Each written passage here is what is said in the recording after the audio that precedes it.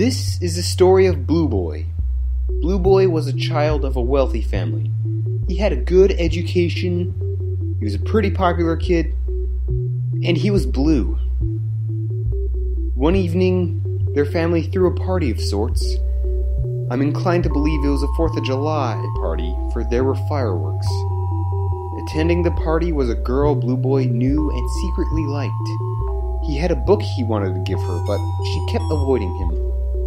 Depressed, Blueboy wandered behind his house where he met a fairy in a small shopping cart. The fairy said, "I'll be your friend, Blueboy." He said, "Okay," and he carried the fairy up the stairs to where his room was, on the balcony. When he got to the top, the girl he liked came by in a carriage. The fairy and the shopping cart turned into a dandelion, and Blueboy threw it away. Blueboy said, "Hey, can I have a ride?" The girl said, "I have a better idea. Let's ride the horses." Blueboy was a little afraid because he never rode a horse, but he said, "Okay." Then a dragon attacked. With the thought about the horses and the girl completely out of his mind, Blueboy ran into his room. His room and everything in it was completely blue.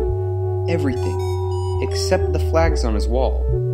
These flags were merit flags and signified an impressive accomplishment, perhaps a graduation of a class or something of the sort.